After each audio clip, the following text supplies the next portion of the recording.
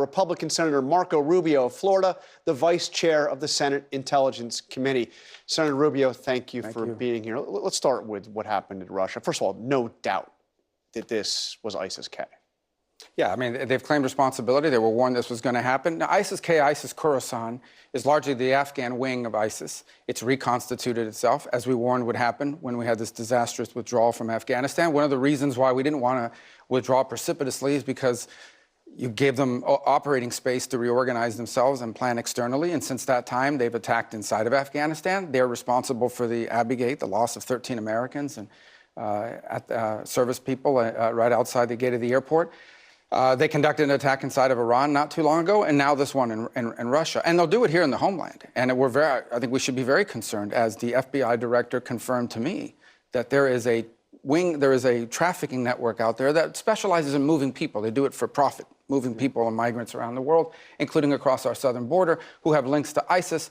I think common sense tells you if they run a trafficking network of people, they would most certainly use it to move operatives into the United States. So I'm not claiming there's an imminent threat to the U.S., but I am saying that border situation and the existence of that network is a threat to the United States. If they could do what they did in Moscow in the United States, they would do it in a heartbeat. They want to do it. And it's extraordinary that they've taken on two of our main adversaries, Iran and Russia, and also the United States, in what seem to be pretty sophisticated or at least deadly effective attacks.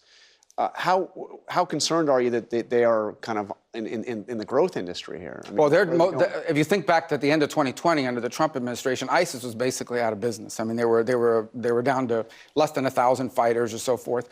And now they've reconstituted themselves. And part of it is, once we leave in Afghanistan, we're no longer there to conduct regular strikes. They can now operate openly. No matter how much the Taliban wants to take them on, they can't. They don't have the capability to do it. And these guys have found a place to operate from. They need real estate. They need land. They need places where they can organize and do external plotting. Now, it's a lot easier for them to get into Iran. It's a lot easier for them to get into Russia and do these things. But their aspirations go beyond Russia and Iran. They would love to do what they did in Moscow here inside the United States. And it's something we have to be very vigilant about when we have a border in which 9 million people have come across in the last 3 years. Let me turn to the war in Gaza. As you know, members of the Israeli War Cabinet are here in Washington starting today, meeting with senior national security officials in the White House. I know you've been harshly critical of President Biden's approach to this and also what Senator Schumer had to say. How concerned are you that support for Israel, which had long been the ultimate bipartisan issue, has become or is becoming a partisan issue? Well, I continue to do everything I can from my end to keep it from becoming that. I'll be frank. I think the president is worried about losing Minnesota and Michigan. He's getting a lot of pressure from the pro-Hamas wing of the Democratic Party, a lot of activists and people like that. You know, he's getting heckled at speeches. He's hearing a lot of complaints. And so I think he's trying to have it both ways, still stick with Israel to some extent, but also do things that signal to these people and try to appease them. I saw yesterday, Secretary Blinken was overseas, protesters outside of his hotel. I saw at the State of the Union, where these pro-Hamas people were trying to block the president from getting to the State of the Union. They're under a lot of political pressure, and that's what's happening here. But Israel has to win. They have 90,000 displaced Israelis in their own country, just in the northern region because of Hezbollah. And who's going to move back to any of these kibbutzes near Gaza unless Hamas is eliminated? You cannot have a country in which this threat continues to exist. They have to finish this job. And this fighting can end tomorrow. You want a ceasefire in Gaza? It's very simple. Hamas should surrender. No one's calling for Hamas to surrender and lay down their arms. That would end the conflict. That would end the conflict immediately. Well, I want to play you something that President Trump said this week about Democrats and Israel. Take a listen.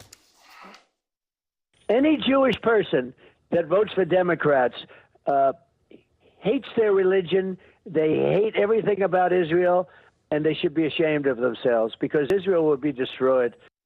I assume you don't agree with that. Well, I think that there's an argument. There's a difference between being, pro-Israel, and there are people, being your religion and being pro-Israel can be two separate things. And then there's people that are pro-Israel but maybe don't like Netanyahu or what have you. At the end of the day, my view of it is pretty consistent, and that is that if you are out here, if you are claiming, if you are on the side of anyone who wants Israel to stop, in my view, given the realities of the world, if you want Israel to stop, what it basically means is that Hamas will continue to be able to threaten Israel, and so will Hezbollah. This is not a fight over land. This is not a territorial dispute. This is an existential battle.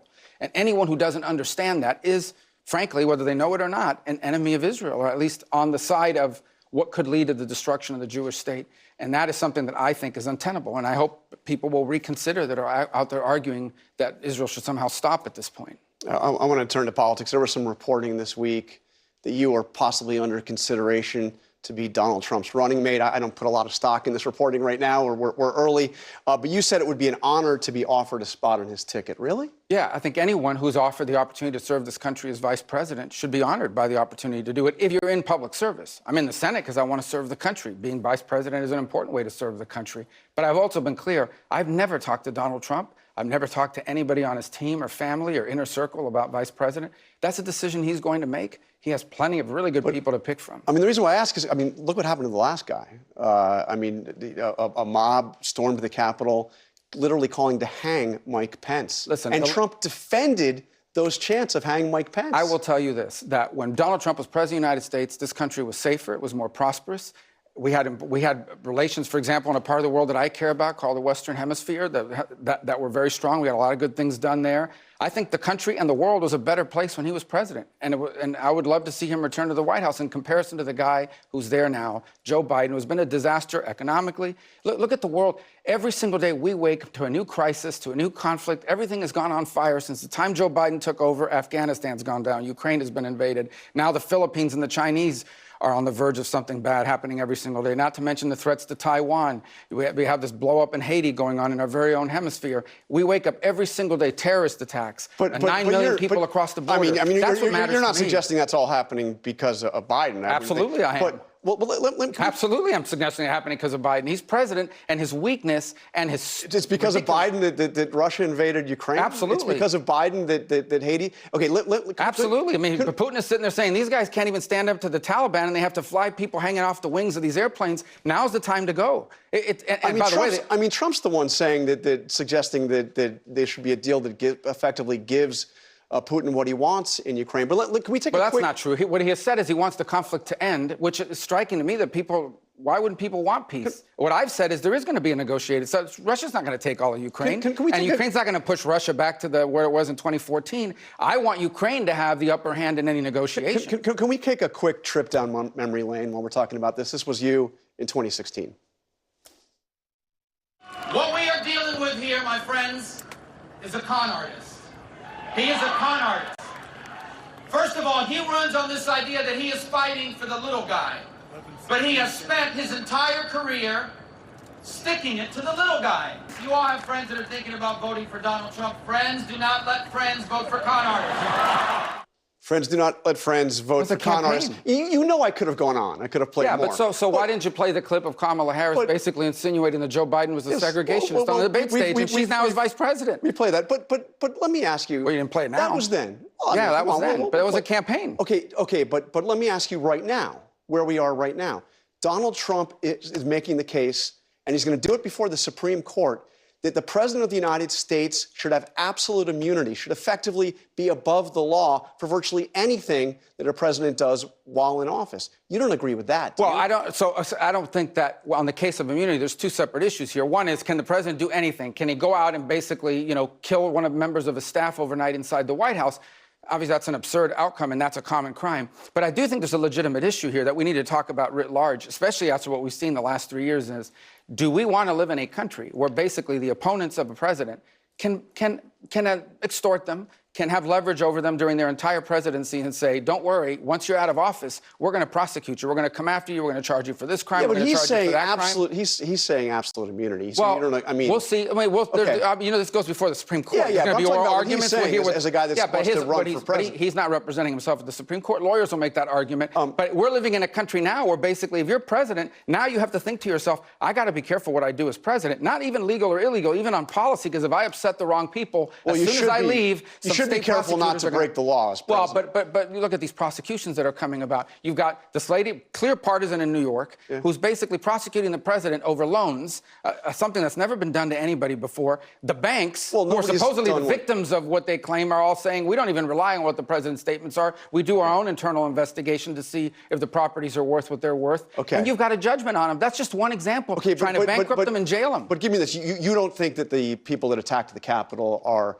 absolute patriots like Trump says and should be part No, of. what I do think is that Okay. people that went into the Capitol and committed crimes of violence or had, zip ties and all that are different from someone who walked in through an open door. I think they should have prioritized and only prosecuted the people who committed acts of violence and But things these are of not that nature. absolute patriots, as Well, if Donald you Trump attack a has said. police officer or you go into the Okay. Capitol, no. But there are people that have been charged, in some cases egregiously charged, for simply walking in. They didn't attack anybody. Why didn't they do that for the people that set all those fires in Portland? All right, Senator Rubio, thank you Thank for you. joining this morning. Appreciate it. Thank you. Up